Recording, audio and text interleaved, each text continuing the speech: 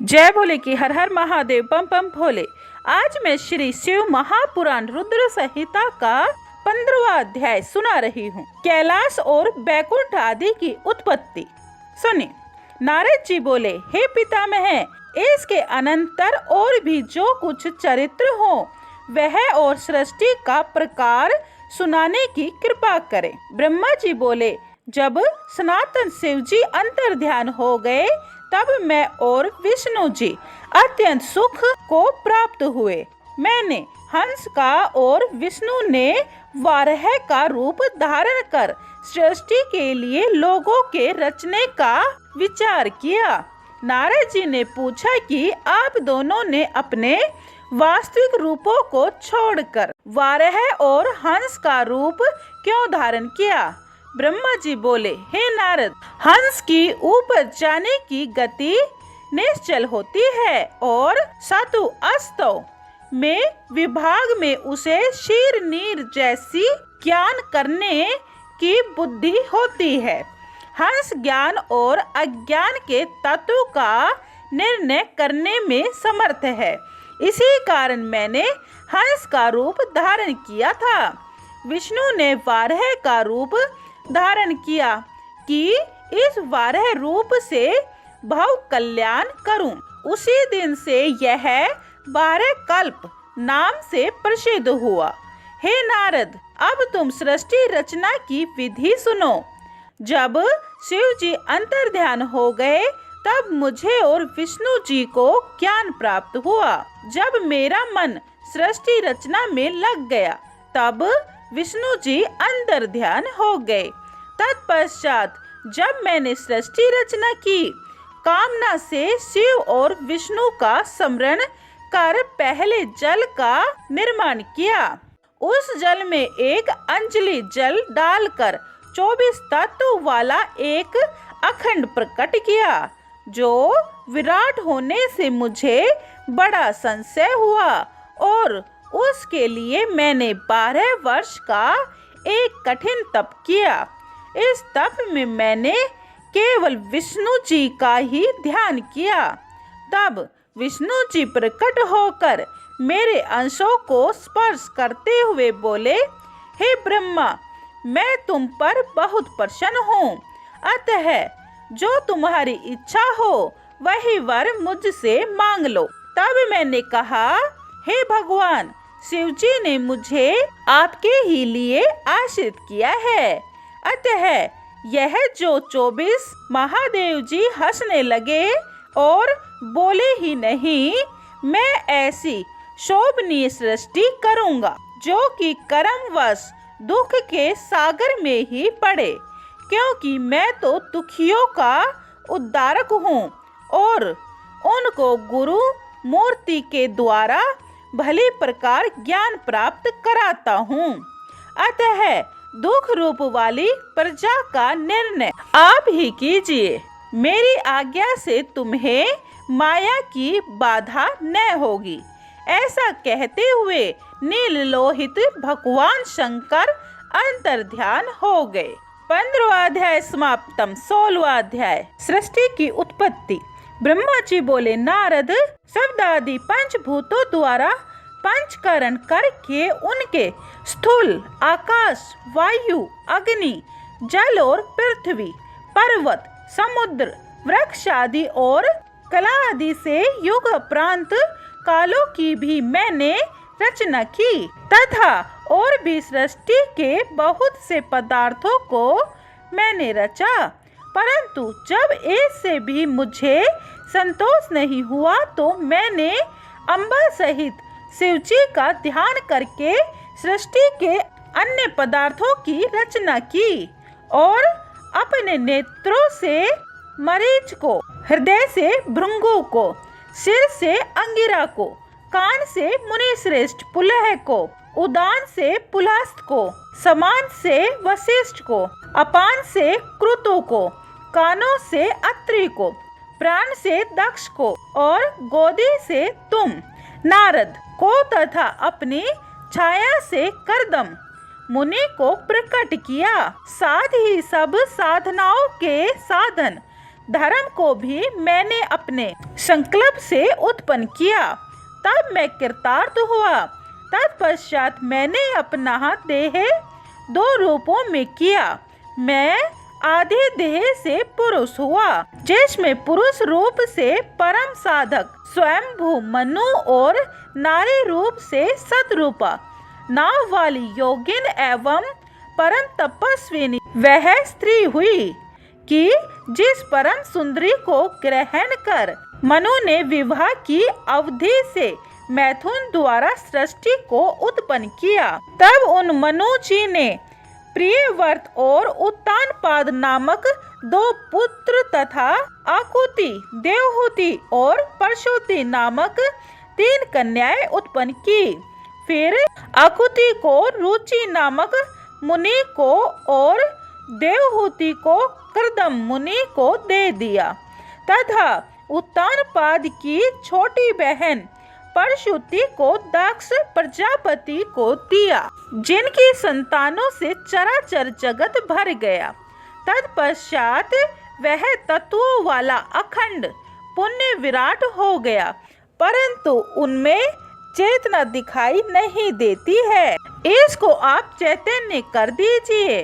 तब विष्णु जी अत्यंत रूपों से उस खंड में प्रवेश कर गए। फिर तो उस अखंड से सहस्त्र चरणों सहित अवयव निकलकर पृथ्वी को चारों ओर से घेर लिया। जब विष्णु जी 7 लोकों के अधिपति हो गए, तब शिव जी ने उन्हें अपने कैलाश के ऊपर स्थान दिया।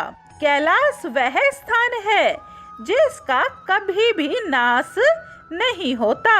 जब मैं सुतरा में सृष्टि रचने लगा, तब पहले पाप की सृष्टि उत्पन्न हुई, जिसमें अविद्या और तम की प्रधानता थी। उससे मैंने स्थावरों की रचना की। फिर मैं मुख्य सृष्टि की रचना के लिए शिव जी का ध्यान करने लगा। तब तिरछे चलने वाले जीव प्रकट हुए।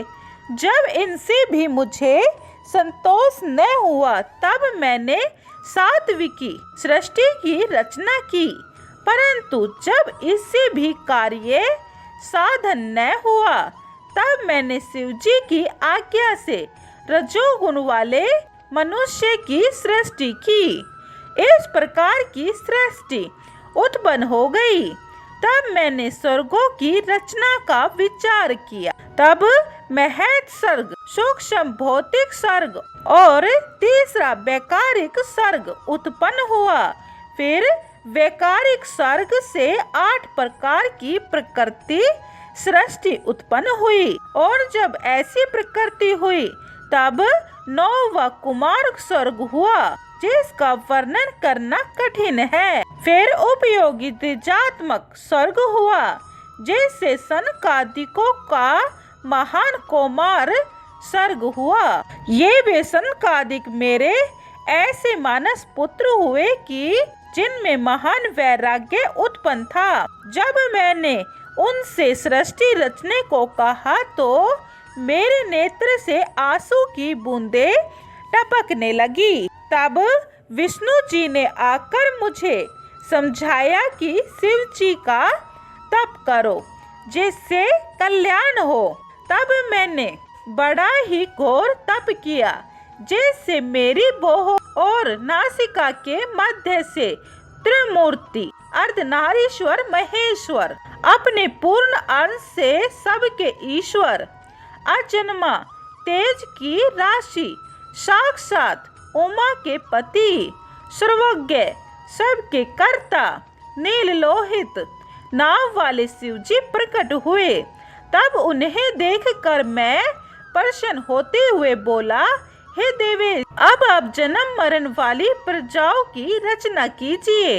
इस पर करुणा सिंधु महादेव जी आकुति में रुचि द्वारा दक्षिणा युक्त यज्ञ और यज्ञ के दक्षिणा में 12 पुत्र उत्पन्न हुए। फिर देवहूति के कर्दम मुनि से बहुत से पुत्र उत्पन्न हुए, और उधर दक्ष के 24 कन्याएं उत्पन्न हुई, जिनमें से दक्ष ने श्रद्धा आदि 13 कन्याएं धर्म को दे दी, जिनके नाम ये हैं: श्रद्धा, लक्ष्मी, घृति, तुष्टि, पुष्टि, मेघा, क्रिया, बुद्धि, लज्जा, वसु, शांति, सिद्ध और कीर्ति।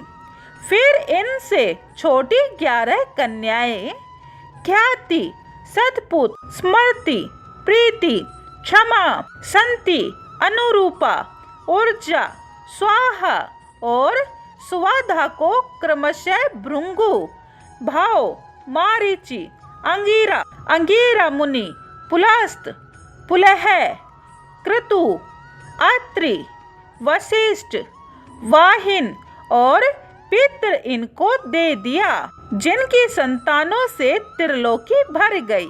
तब तो शिव जी की आज्ञा से प्राणियों के क्रमानुसार असंख्य जातियों की उत्पत्ति हुई, और जिसमें ब्राह्मण श्रेष्ठ हुए। कल्प भेद से दक्ष के 8 कन्याओं की उत्पत्ति भी कही गई है, और जिनकी संतानों से पाताल से लेकर सत्यलोक तक यह चराचर जगत व्याप्त हो गया, तथा कुछ भी शून्य न रहा। इस प्रकार शिव जी की आज्ञा से ब्रह्मा जी ने जगत की तथा सदाशिव ने त्रिशूल के अग्रभाग से सती की रक्षा की, जिसकी सर्वव्यापी विष्णु जी ने अपने प्रभाव से पहले ही निर्माण कर दिया था, जो पुण्य दक्ष द्वारा लोक कल्याण के लिए ही प्रकट हुई थी। इस तरह शिव जी ने भक्तों के कल्याणार्थ बहुत सी अद्भुत लीलाएं की, जिसका वाम अंग बैकुंठ और दक्षिण अंग में मैं हूँ। इस प्रकार मैं, विष्णु और रुद्र, यही 3 गुण इधर प्रधान हुए, और उधर इसी प्रकार सत, रज और तम, ये 3 गुण जिनका मैं स्वयं प्रधान हूँ। उनमें से रजोगुण वाली सुरा देवी तथा तमोगुण वाली सती और तमोगुण वाली लक्ष्मी प्रकट हुई। सती के परा और शिवा, उमा, ये 3 रूप हैं, जिनमें यही शिवा सती के रूप में शंकर को ब्याही गई थी, और पिता के दक्ष में देह त्याग कर नारद से अपने पद को प्राप्त हुई। फिर हिमाचल के यहाँ पार्वती नाम से प्रकट होकर अखंड तप करके शिव जी को प्राप्त हुई, जिनके कालिका, चंडिका, भद्रा, चामुंडा, जया, विजया, जयंती, भद्रकाली, दुर्गा, भगवती, कामाख्या, कामदा, अम्बा, मृडानी और सर्वमंगलादिक भुक्ति मुक्तिदायक नाम हुए।